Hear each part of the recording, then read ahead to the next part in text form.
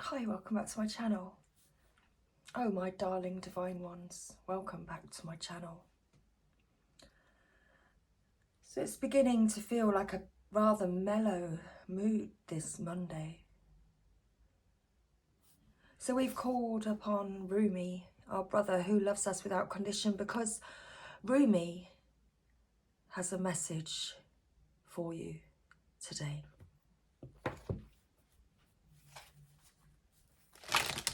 So what would Rumi like you to know today? What does Rumi want us to know today? Thank you, Rumi. Let's put a message for the collective today.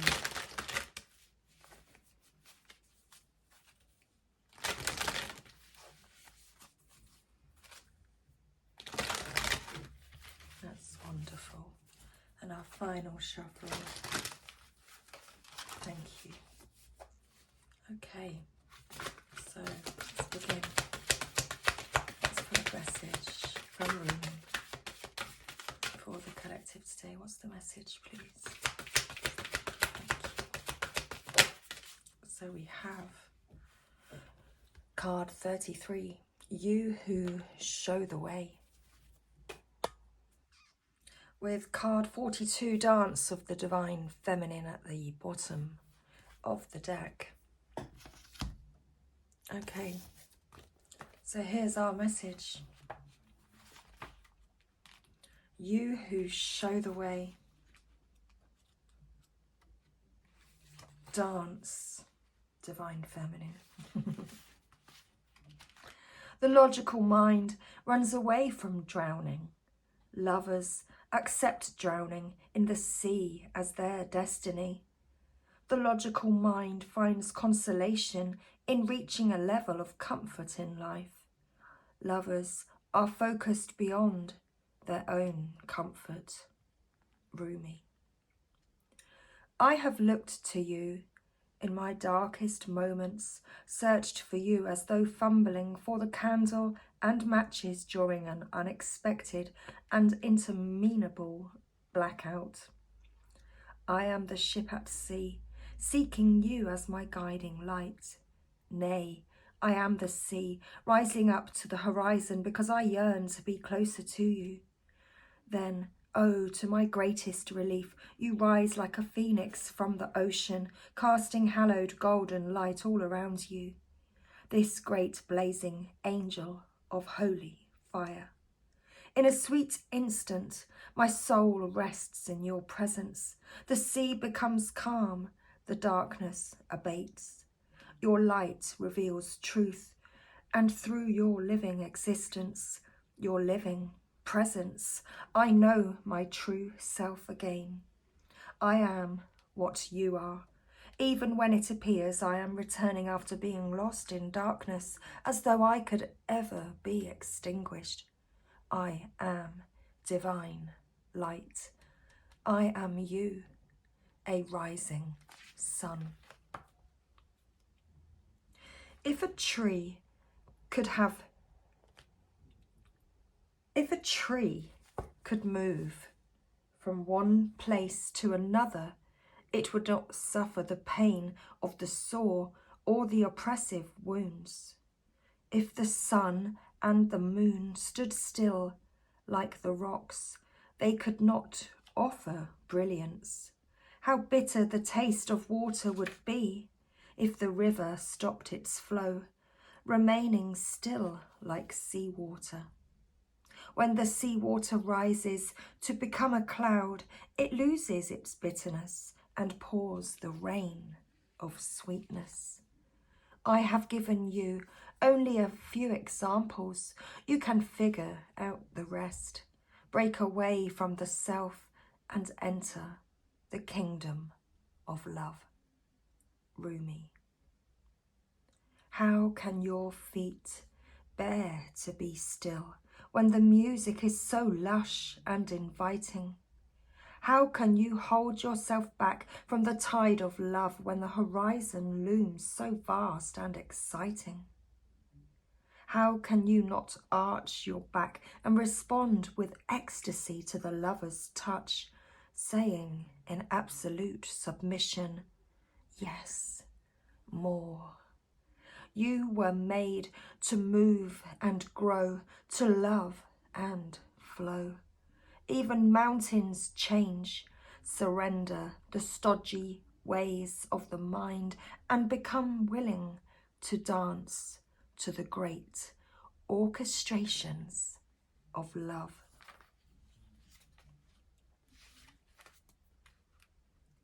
Even in your unquenchable passion for service to humanity, to the world that offers you so much, there is a time when your most powerful offering is actually and most simply that of your presence.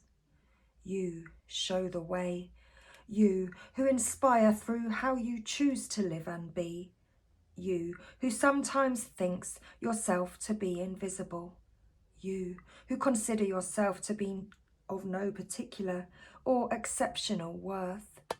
Yes, you who through your choice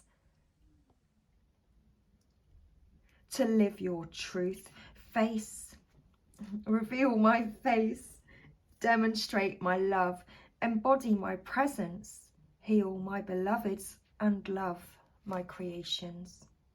This oracle comes to you with a special message. You are an inspiration. You are helping those around you, and even many of whom you are unaware. You are doing this because this is your path. This is your way. This is your gift.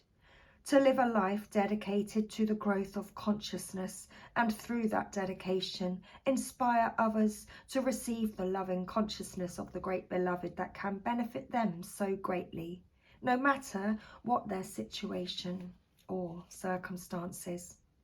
You are not doing this through any effort or will. You are doing this because this is your nature, your being, your way. Just as the sun breaks through darkness with its own light, shining light with its presence by simply being, so too does your inner sun, your soul. You don't have to understand this or do anything with the information given, although you may find it of comfort or even be shocked by it, pleasantly perhaps.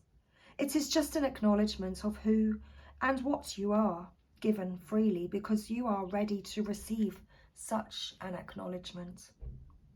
You are also being gifted through this oracle with a sign, a portent. This oracle is an omen, an issue too difficult for you to understand, no matter how hard you have been working on it, is about to be resolved. You have no need to hold on to it or become more worthy of that resolution. It is going to happen according to the grace of the great beloved, and your job is to allow it to happen, to simply bear witness to the resolution, even if you have no idea what is going on in the process.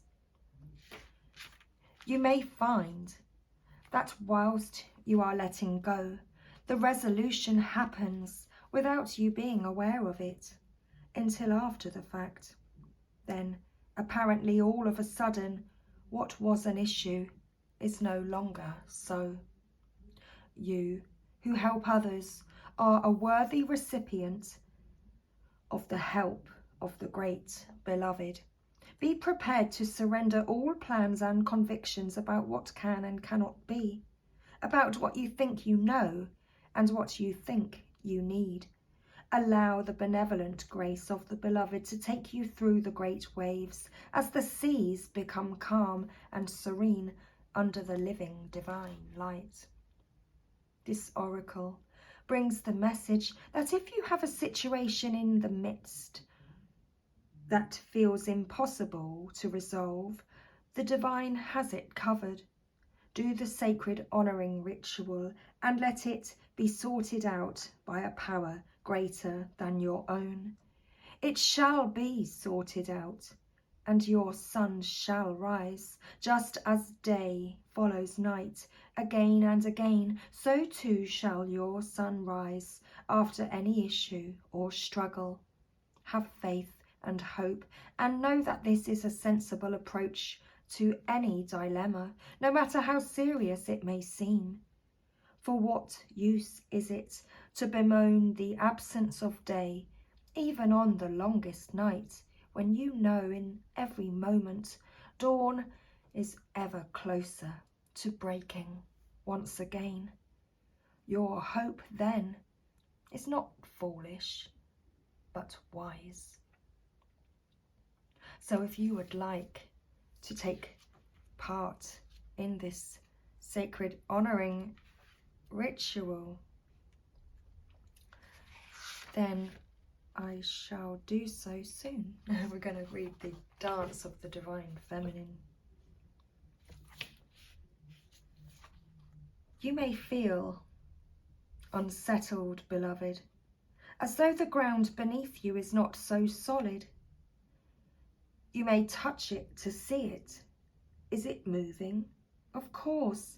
It is hurtling through the skies, spinning, tilted on its axis. It's amazing you aren't passed out on the floor in utter dizziness. Yet you stand there, imagining you have a choice of not moving. What funny foolishness. Let us laugh about it together. How can you even imagine it? Only through some misplaced fear. It is such a small craziness, really. You can cast it off, that small, crazy fear. Let it return to the Earth Mother to become fertilizer for the far grander and more exciting insanity of divine love instead. Give up that tiny insanity in favor of the greater craziness of love. You cannot be unmoved by it. The rhythm of life will get you shaking your hips eventually. How could you not become entranced by the gleaming dance floor, shimmering with possibility and invitation? This oracle comes to you with guidance. Your life may feel as though it is being tipped upside down. Perhaps you feel as though the great beloved, in a feisty mood, has grabbed your ankles, is holding you upside down and shaking you wildly until your skirt is over your head, or the pockets of your pants become freed of their contents, keys and wallet dropping to the floor in disarray. Your hair is messy, your bottom is in the air, and your sense of orientation is nowhere to be found. Blood is rushing to your head, and goodness knows you just want to be put down to have a moment to come to your senses. So the beloved will give you that gift, but don't imagine it will last for too long. The great beloved esteems you capable of so much more than being sure-footed and sensible. You are capable of more whirling and stumbling, whilst inspired by the music of the spheres. If you just accept the great invitation to dance, there won't be so much roughhousing going on. It won't be needed because your hair will already be in a mess. Your blood will already be pumping and you'll be sweating, laughing, smiling and dancing. The great beloved will be alive in you, which is all that grand seducer ever wanted in the first place, even with all the jokes and horseplay. Disarrayed and dishevelled by the divine beloved, you are able to break out of a too ordinary world.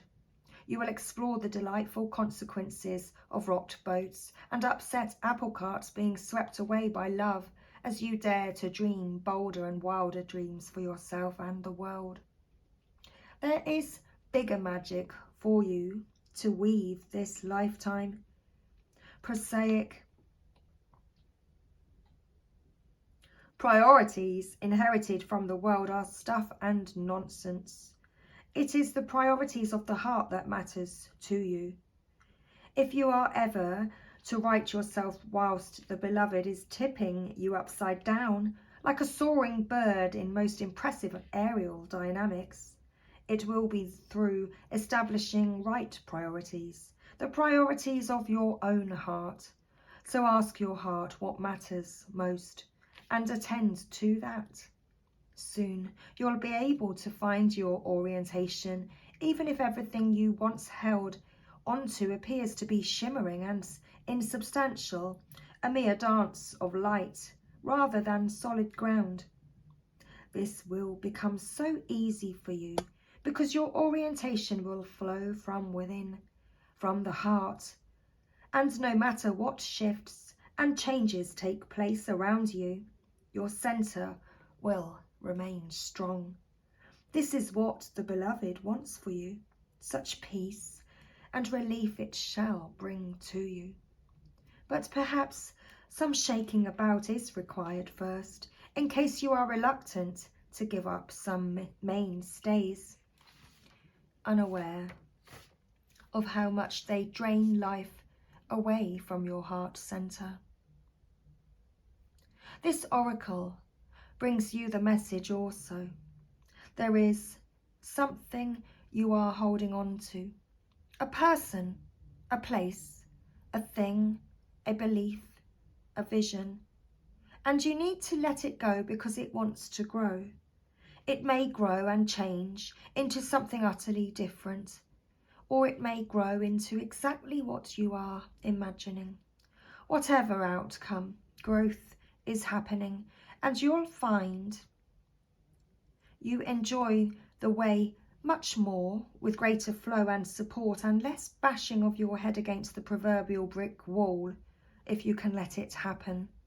Don't worry if it seems as though your world is coming to an end, or you are losing something you once loved.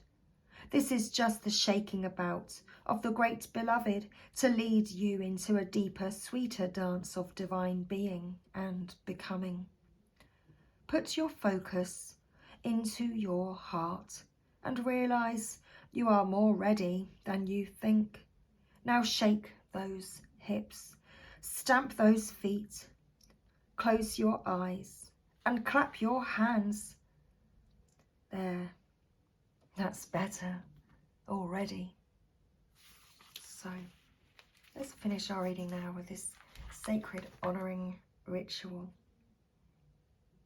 So place your hands on your heart and say the following. The divine, who loves me unconditionally, blesses me now with such grace that my life aligns with divine order and all becomes golden, blessed and mercifully held in the compassionate consciousness of the Creator. I thank you for the courage and faith I have needed to endure the night, and I now celebrate the coming dawn. I see it breaking, I see its light, and I thank you for this mercy. With Rumi, who loves me unconditionally, I am now shown the way to the dawn. It is at my feet, and together we step into the gift of a new day. So be it. If you have a specific issue you would like addressed, hand it over to the divine beloved now by talking about it, just as if you were having a conversation with your oldest and dearest friend, for that is exactly what will be taking place. Then, when you have explained your feelings, your doubts or fears, let it go and know that the situation is held in the grace of the great beloved. You have completed your sacred honoring ritual. And we have completed our Rumi message today. So thank you, everybody. And everything turns golden. Much love. Bye for now.